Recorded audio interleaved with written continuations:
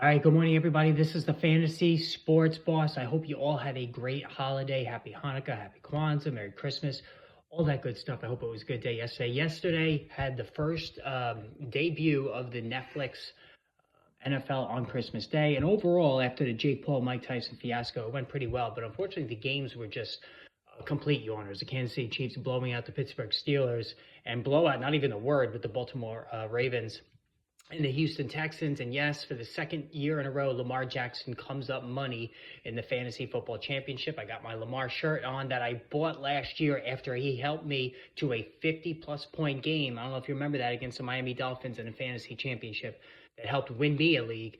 And needless to say, this was just the topper on what has been a beyond phenomenal season. Fantasy football MVP is between Josh Allen, Lamar Jackson, and Saquon Barkley. Between those three guys, no doubt about it. As far as Lamar, he only threw 15 passes, but threw 2 touchdowns, 168 yards, ran for 87 and another score. And he already has broken the NFL record for career rushing yards at quarterback before the age of 30, passing Michael Vick, which is unbelievable because when you think about Michael Vick, it seemed like he was running all the time, right? But he has already beaten Michael Vick's record. I know Vick lost some time, due to prison and whatnot, but still, that is an unbelievable record to have already at his disposal. And he could also add his third MVP this year. Like, it is really that close between him and Josh Allen. Listen, I was wrong about Jackson this year. So last year I had him. You all know, if you've been a fan of this channel for years, you know Jackson's been my guy. Like, I've had him almost every year of his career. But this year I took a pass because I figured with Derrick Henry in the fold, and Jackson last year, remember, he wasn't that great. Like, from September through November, he was only posting about 15 fantasy points a game. It was very, very frustrating. If you remember, Gus Edwards was siphoning everything around the goal line. So when you figured that Derrick Henry is coming in, a much more accomplished back, it stood to reason that the same would occur, and even more so, because it didn't appear that the Ravens wanted to run Jackson around the goal line. But Jackson's ability now as a passer is beyond reproach. And what's crazy is that he came into the league very, very shaky as a passer, but he is an absolute assassin. And what's amazing to me is that with Derrick Henry picking up as many rushing touchdowns as he has this season, it has still allowed Jackson to throw so many touchdowns. He's going to pass 40 this year for the first time. And as far as Henry is concerned, 147 yards, 5.4 a carry, 1 touchdown on the ground. He even added 2 catches for 18 yards as a bonus. And again, he's been that guy throughout his career where he doesn't need to catch the ball. And listen, I admit, I fade Henry every year as well. I don't think I've ever owned Derrick Henry in any fantasy league. And you can say, well, what the hell's the matter with you? You're a fantasy guru, right? Well, I do play in only PPR leagues, so I always every year say, okay, Derrick Henry doesn't catch the ball, and I look elsewhere, right?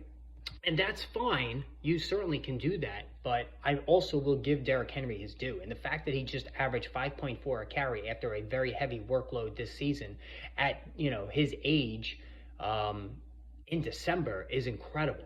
So he's not going to be a fantasy MVP, but he's in that next bracket of guys, to be considered for that honor. Like, it's just been unbelievable. Like, it really has been. He's such a physical marvel that even next year, another year older, he's past the age of 30 and will heavy workload throughout his career. He's just built differently.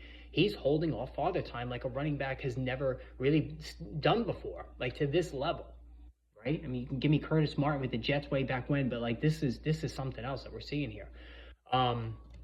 And again, what's funny here is the passing game options didn't really do much. Mark Andrews caught 2 passes only, but 68 yards, and he got a touchdown. So Andrews continues to leak out to the back of the end zone and catch those touchdown throws. I don't know what defensive coordinators are looking at. Why can't they stop that? Zay Flowers only 2 for 31. He was banged up coming into the game. Rashad Bateman 1 for 12. None of these guys did anything, but Jackson made the most of his limited opportunities. Of course, Derrick Henry ran over everybody. Now, the flip side here is the Houston Texans. They got 2 points from their defense, and that's it. So C.J. Stroud, remember, guys, one thing I did nail this year, I told you not to draft him as QB5. Stroud, no doubt, excellent, unbelievable last year. One of the best rookie performances I've ever seen out of a quarterback, but he has regressed big time this year. You can point to the injuries. Stephon Diggs going down, Tank Dell going down. He still has Nico Collins, and he's had Dell for most of the season. He's got a very capable tight end, Dalton Schultz. So, some of this blame has to go on C.J. Stroud. He has regressed as a passer this year. He looks hesitant. His confidence looks like shit.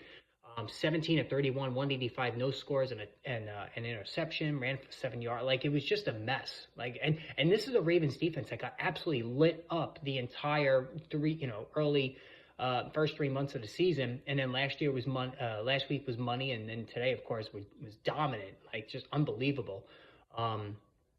But Stroud as QB5, which I said don't do it. It was overpriced. Joe Burrow QB7. Kyler Murray QB10, even I know Murray has faded the last couple of weeks. And like I also have said, with Bryce Young playing better, it's now a conversation again between those two. All right, Joe Mixon, 9 of 26. He looks completely shot, guys.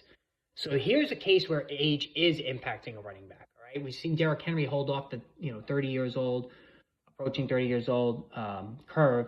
Joe Mixon has not held that back. Joe Mixon looks finished. Okay, he started off good. But at his age, he's a smaller back. He's had injuries all season. He's running on fumes. I was out on him this year. I'm certainly out on him next year. Just, he looks like he's done. Nico Collins, 3 for 59. He didn't even hit double digits. Last week, he had 13. Like, it was a very disappointing finish. You figured with Diggs and Dell out of the lineup, he would get a ton of looks. It just didn't happen. Dalton Schultz, 2 for 21. Just nothing happening for Houston Texans in this one. Just a huge mess. If you did make the finals, you made it in spite of C.J. Stroud. And he certainly didn't do anything to help you here. Now, Kansas City, 29-10. Pat Mahomes, all right, came up big. And Travis Kelce, listen, it was a struggle for Mahomes. Like Lamar Jackson last year, Mahomes for September, October, November just didn't do much. Like, he was barely worth starting. We had this conversation multiple times. However, from December onward, he has been the top tier, top three Mahomes that we're used to seeing. He went 29 of 38 here, 323 touchdowns, ran for 12 yards. Like, he was completely locked in.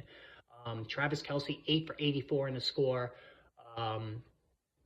Him too. Age is a factor with Kelce. He's not the week-to-week dominant guy anymore, all right? And you can now go with the younger tight ends. Kelce's not the number one guy this year, although he pushed himself back ahead of Sam Laporta, right? Laporta last year passed him as a rookie, and now Kelce's back in front of him.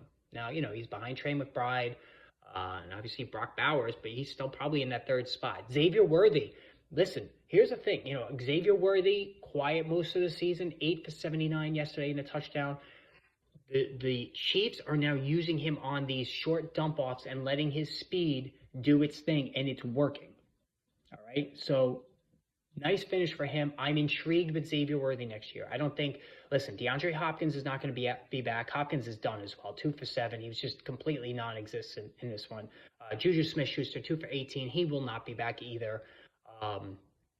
They claim Deontay Johnson, which is very intriguing. Don't get me wrong here. I'm very intrigued by this, but, there's no guarantee he returns during free agency. But Xavier Worthy, to me, is very, very interesting next year. Isaiah Pacheco, 6 for 18. I didn't use him in the one league I'm still alive in. I did not use him. I know he got banged up again in this one. Kareem Hunt went 9 for 20, scored a touchdown. Kareem Hunt's done enough where I think he'll be back next year on a one-year contract. Isaiah Pacheco, I'm going to be out on at this point this year. We're looking ahead to next season because, his hard-charging running style, the upright style gets him hurt. And I think Kareem Hunt has done enough to spell him and be a 30% snap share guy next year. So that has me leery of Pacheco at this point in the season. The Steelers, listen, you guys just stop you got to give Jalen Warren the ball and forget about Najee Harris. All right. Now, I know Najee Harris was decent. Warren was 11 for 71, and he caught 5 for 41. Very PPR friendly. Najee Harris was 13 of 74, so he ran the ball well as well, 2 for 7 in the passing game, but nothing else happened. Russell Wilson, no touchdown passes. Pat Freiermuth, 7 for 60. George Pickens, if you played him, was 3 for 50. Again, like with the Texans, nothing was going on here. So let me know what you think about these, what you thought about these games. Post in the comments below. Hit that subscribe button. And like I said, good luck the rest of the way. I have one league still to go. Hopefully I can bring it home, and so can you this week.